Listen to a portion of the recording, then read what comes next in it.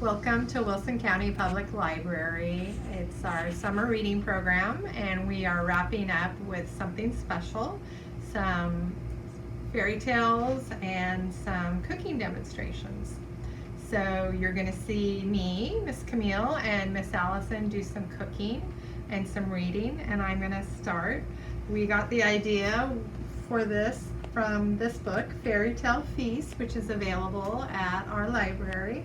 It's a literary cookbook for young readers and eaters, retold by Jane Yolen, recipes by Heidi Stempel, and illustrations by Philippe Beha. So there's some really cool and fun recipes in here. There's breakfast recipes, lunch recipes, dinner, and I decided to do one about pancakes, and the story in here is the runaway pancake, which is a really fun one.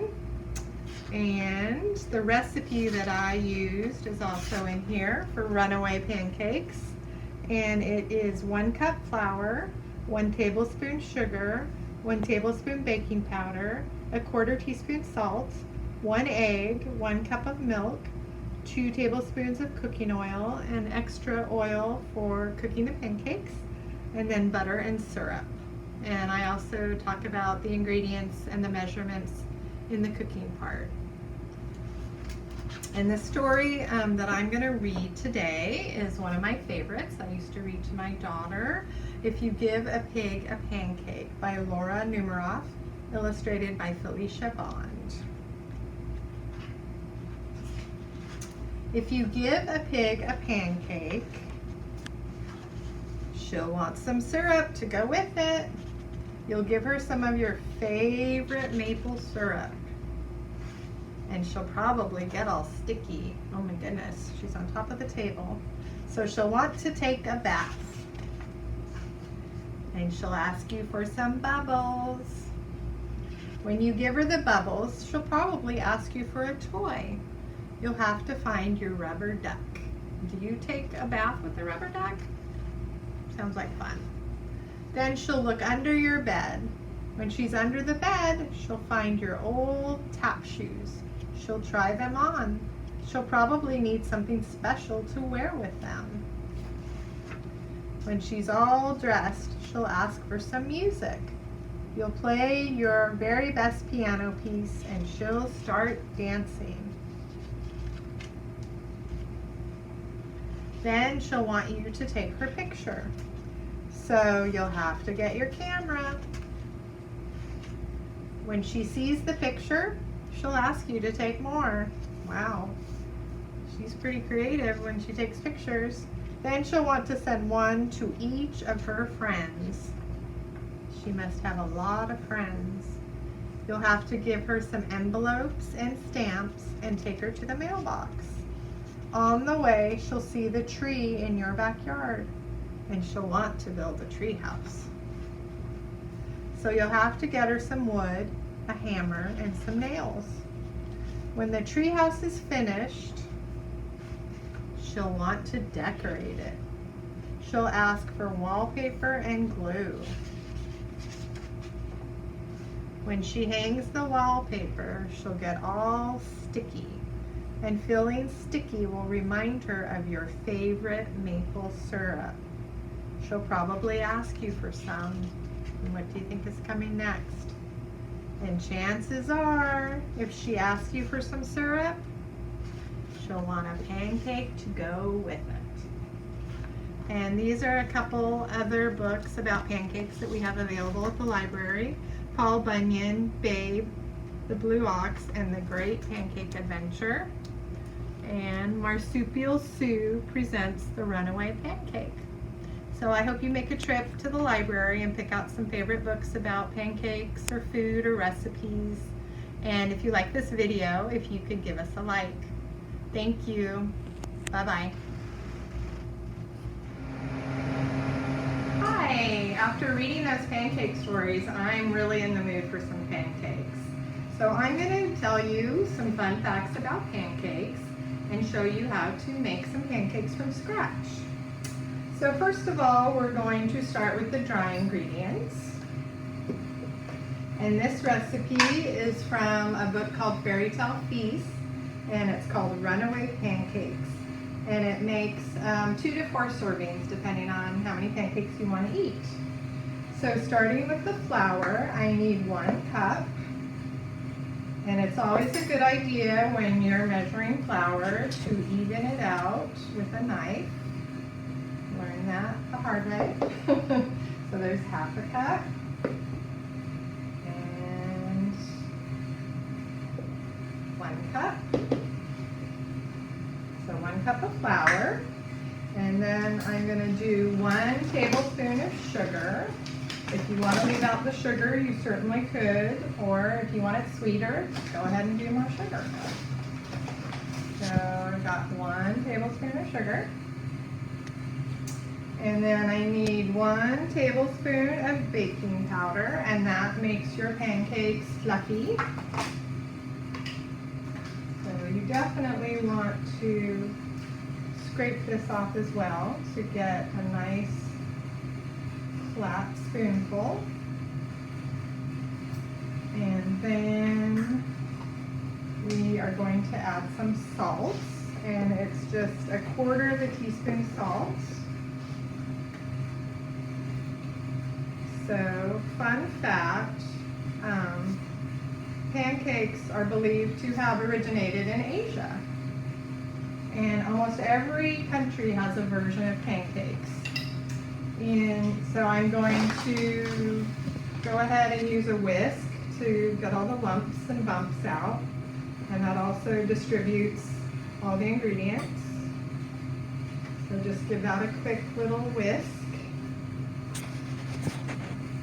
And then it's a good idea to do your wet ingredients separately. And this ingredient calls for 1 egg. And it's a good idea to crack that in a little bowl so you don't get any shells. 2 tablespoons of oil. You can do pretty much any kind of oil. Olive oil, canola oil, whatever you have at hand. And then again, we're going to use our whisk and beat up the egg. So going back to the fun facts, in France, their pancakes are called crepes. And they are thinner than what we have in the United States, yes. And they're yummy. They can be, we think of pancakes usually as for breakfast or sweet, but in other countries they have savory pancakes. And they fill crepes sometimes with chicken or spinach, vegetables. And in Germany they have potato pancakes. Those are yummy. So I'm going to add my 1 cup of milk to my wet ingredients. And this actually is not in the recipe, but it's something I like to do. My kids love pancakes, so I like to try different things just to give it a little more flavor, to make it a little different. So I add a cupful of vanilla extract. A capful. I think I said cup, but it's a cap. A capful. And then I like to add, you could add either lemon rind, lemon peel, or lemon juice. And a good technique for when you're going to get some juice from a lemon or lime is to roll it for a few seconds. And then I'm just going to cut off maybe, 1/8 of the lemon, just a small amount, again, depending on how you like it. And just squeeze that into the wet ingredients. And it adds a little zest, something different. That would be good if you're making savory pancakes. I could see, adding some vegetables or chicken, whatever you want to add. So then you incorporate the wet with the dry. Just pour it in there. And there are some key techniques when you're making pancakes. One is you don't overmix. Because if you overmix it, then it will definitely be a tougher pancake. So when you mix, you're going to try and get out most of the lumps, but you don't want to continue to overmix it.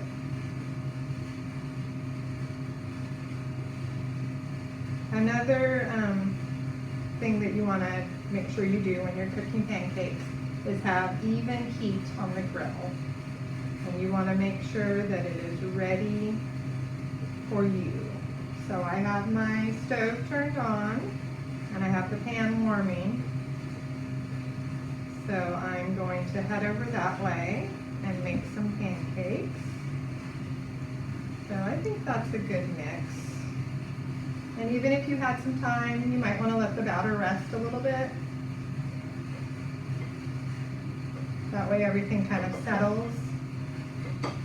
And of course, if you feel like it's you know, too loose, too watery, you can add a little bit of more flour, which I think I'm going to do actually. I'm just going to do about a quarter cup more, depending on how you like your pancakes. Sometimes I like to add oats or nuts. I might add cinnamon or nutmeg. Whatever you like, you can put in your pancake batter. It can really be eaten for breakfast, lunch, or dinner. So I like that better. It's a little bit thicker. And I'm going to take my measuring cup so that I have an equal distribution of batter. And I'm going to spray my pan with some non-stick, with some oil in this non-stick pan. You can use oil, you can use butter. If you do just butter, I wouldn't recommend that. I would mix butter with oil so that the butter doesn't burn. So I think medium-high is a good heat. And actually I'm going to spray a little bit in the cup too, so that the batter doesn't stick. So we're going to wait for that to heat up a little bit. And one good way to know if it's ready is if when you put water in it, a little bit of water, it sizzles. So it's not quite ready yet. But we're almost there.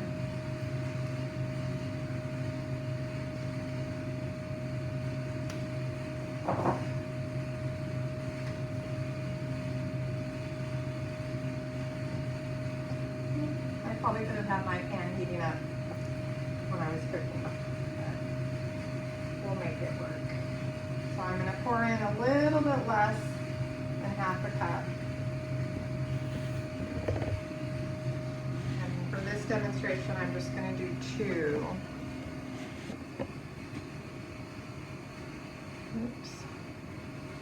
And it's okay if they start to touch, come together.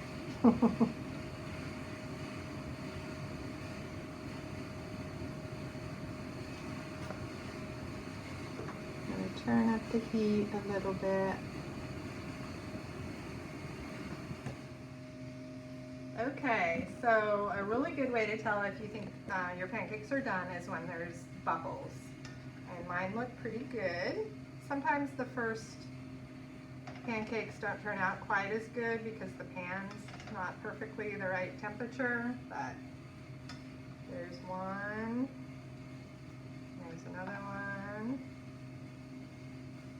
It could have been a little bit browner, but it's all how you like them.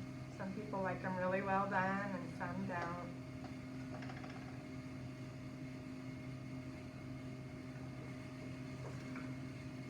So it looks like this batch would probably make, I want to say, about 8 pancakes.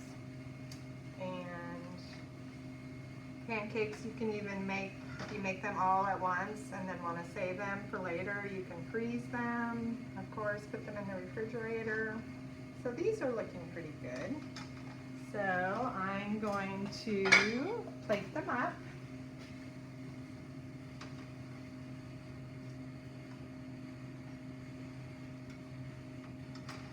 They're blonde pancakes.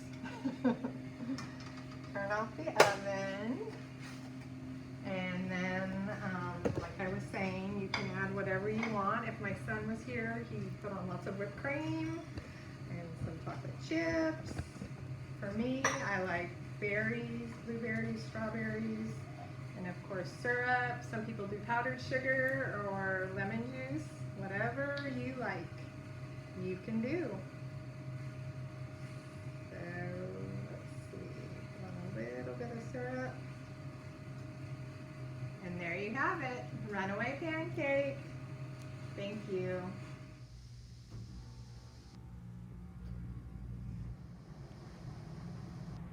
Our next cooking story is titled Whopper Cake, and it's by Karma Wilson and Will Hillenbrand.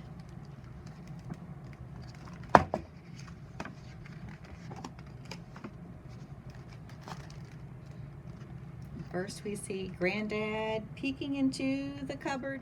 Today is Grandma's birthday, and Granddad has an itchin' to bake a Whopper chocolate cake and traumatize the kitchen.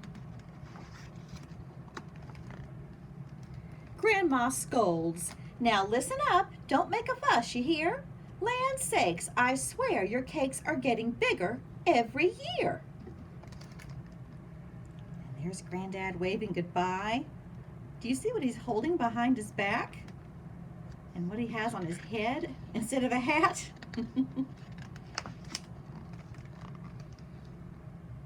While Grandma runs some errands, Granddad ties his apron tight, props the tattered cookbook up, and sets to do things right. Right odd, that is. Who thought up this recipe? The cake will be too small. If I can't make a Whopper cake, I'll bake no cake at all. Do you think he's going to follow the recipe in the cookbook?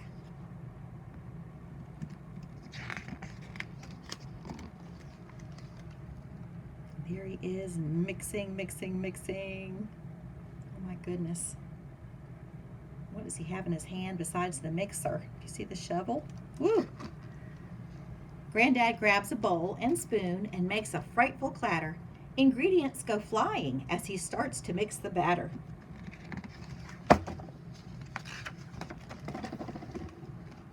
I'm sure no cook, says Granddad, but it would seem to me 2 cups of sugar ain't enough. I'll put in 23. 23 pounds, that is. Oh my. That's a big bowl, isn't it? Granddad cries, this bowl won't do, and scratches at his head. Eureka! I have just the thing. We'll use the pickup bed. Go start the old jalopy, boys, and back it in real tight. Grandma's gonna be surprised when she gets home tonight. Recipe says 4 fresh eggs. In go 86. Recipe says 2 cups flour. 10 go in the mix. 10 bags, that is. I need a bigger stirring stick. This spoon is mighty poor. Head down to the fishing boat and fetch me up an oar. Oh my goodness. Do you see who brought the oar to Granddad? There it is. It's what you paddle a boat with, right? Oh my. There they are mixing up the batter in the truck. Granddad holds the paddle firm and sets himself to mixin'. I'm thinking that old cook stove might not hold this cake we're fixin'. Recipe says 1 pinch salt. Granddad pinches more. Recipe says 1 cup cocoa. In go 24. 24 boxes, that is.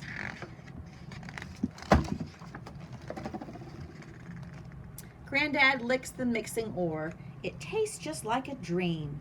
But Grandma likes her birthday cake topped off with fresh ice cream. Let's head down to the market, boys, and buy up all they got. A treat so cold is pleasing on a day so scorching hot.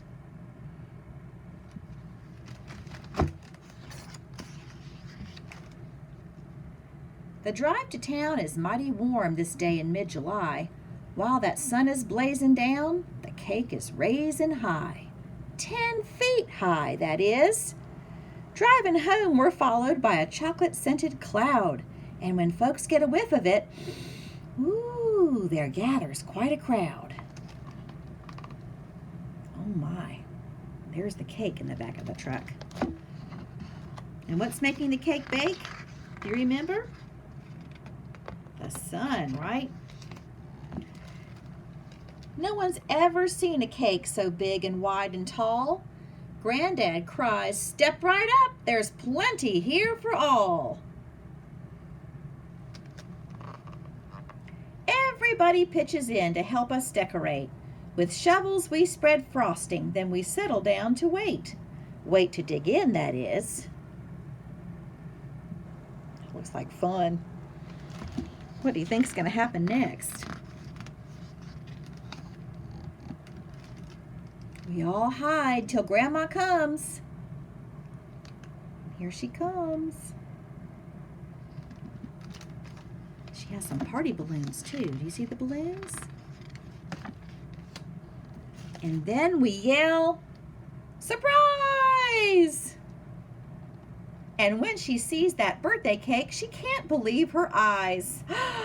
"All this fuss for me?" she asks. "But why, for heaven's sake?"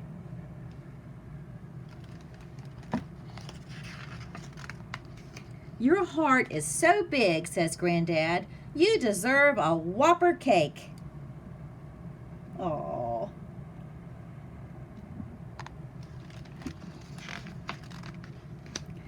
Grandma blows her candles out. Hope she made a wish. There she is. "I've just one wish, I guess. I'll enjoy this Whopper cake."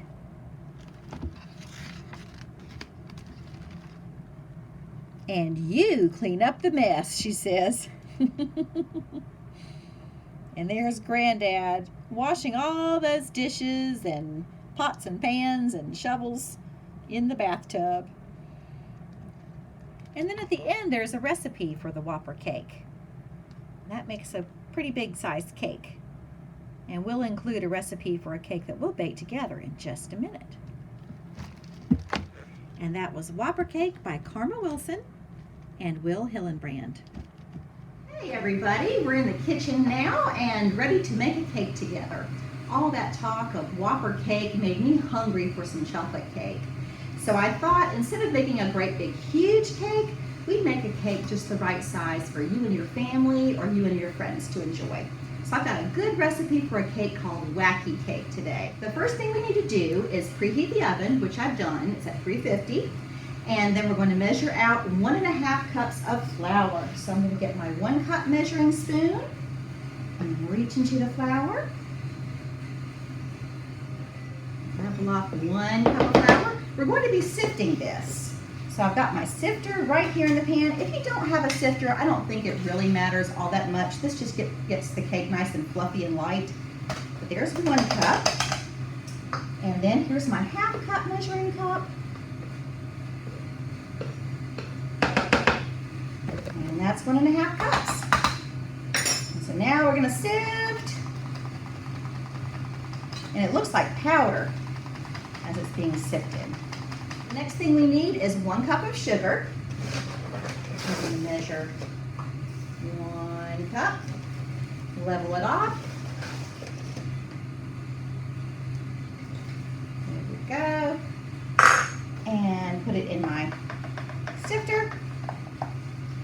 And sift, sift, sift. Okay, so it's going to be chocolate cake. So the next thing we need is some yummy cocoa. Now, if you don't put sugar with your cocoa, it doesn't taste very good, so don't be tempted to try it, okay? You've got to add the sugar and the cocoa together to make it yummy. We need 1/4 cup of cocoa powder. So this little guy is 1/4 cup. Make some space here. And we will level that out a little bit. Because if you do too much, if you do more than the recipe says of cocoa, your cake will be really bitter and won't taste good. So let's sift that in. Oh, it smells chocolatey. Miss Camille, do you smell that chocolate over there? Great. I love chocolate. I hope you like it too. The next thing we need to do is put in some baking soda. That will help our cake rise a little bit. We don't need much of the baking soda. We just need a teaspoon. So I've got my measuring spoons here, and I've got my teaspoon. Okay, that looks about right. I'll put that through the sifter too. That'll be quick. This cake is really unusual for lots of different reasons. One of the reasons is you can mix it up in the pan that you bake it in, which is really cool. So when you go to clean up, you don't have much mess to clean up at all. And the second thing is, this cake doesn't take any eggs. Most of the time when you bake a cake, think back to the Whopper cake story. Now I think he uses like 84 eggs in that story. Most cakes might take 2 or 3 eggs. This cake doesn't use any eggs at all. There's no eggs and there's no milk in this cake. So this is a great cake to make if you only have, some of the ingredients that you might normally have or need for a cake. No eggs, no milk, and the way we're making this today, it doesn't even take butter. Because you can use cooking oil or butter. We're just going to use cooking oil today. Give it a quick stir, and then comes the fun part. Or I should say the really fun part. I'm already having fun. In our book, Granddad uses a shovel. We're not going to use a shovel. We're just going to use a spoon. All right, that looks pretty good. Doesn't have to be perfect. At this point, it looks a little bit messy, doesn't it? All right, so there's 1 hole. There's 2 holes. And I've made 3 little holes. So we're going to add 3 things into our 3 holes, 1 per hole, okay? The first thing we're going to add is 1 tablespoon of white vinegar. I don't know about you, Miss Camille, and folks at home, but when I smell vinegar, it makes me think of dying Easter eggs. Yeah. We're not doing that today. Okay, so there's vinegar. The next thing we need is a little bit of vanilla. So I've got my vanilla right here, and boy, do I love the smell of vanilla. We need 1 teaspoon of vanilla. Oops. And if you think that your hand might shake, mine gets a little shaky sometimes, it's okay to use a little bowl to measure your ingredients into and then pour it into the cake. Okay, so there's your vanilla. It smells good. And the next thing we need are 6 tablespoons of vegetable oil or 6 tablespoons of melted butter. Now, this is going to seem a little strange. We're going to fill up our cup with 1 cup of water and pour water over the whole thing. Are you ready? Here we go. Water over the whole deal. And if you can see, there's a little bit of bubbling and fizzing going on. This is kind of half dessert and half science experiment. Woo! All right, we've got some good bubbling. That means our cake will rise nicely. And I need to start stirring. Okay. You can also, of course, do this in a bowl, and you may want to because it's very full. Okay. Maybe stir it up for another minute or so. In the 1940s, early 1940s, when ingredients were scarce during World War II, many families, or most families, had what you would call rations. They were only allowed to buy a certain number of eggs or sugar, flour per month or per year. So this was a cake that originated during that time because it didn't take eggs, and it didn't take milk, and it didn't take butter. So there's the chocolate cake, the wacky cake, and it's ready for the oven. So there's the finished cake, and it's yummy, plain, just like this. Or you can put a little ice cream on it, or whipped cream. Or you can always whip up a little bit of frosting, or even use a can of frosting from the grocery store for your cake. Now I made some frosting last night. That's a mocha frosting. It's chocolate with just a little tiny bit of coffee in the frosting to make it extra yummy. And believe it or not, you don't really taste the coffee. It just makes the chocolate taste, I don't know. You can enjoy the chocolate yumminess a little bit more when it has a little bit of coffee in it. Okay. Well, that should be pretty easy to spread around, and it's just going to be a thin coating of frosting. This makes me think of birthdays. I wonder when your birthday is, and what kind of cake is your favorite kind of cake. Okay. Think that'll do it?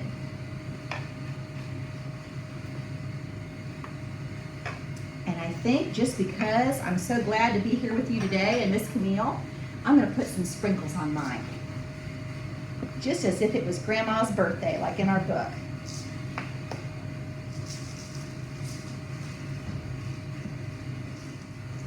right, I think it's just about done. All right, hope you're in the mood for some cake. And there's our finished, yummy, wacky cake. Have fun. Thanks for joining us today.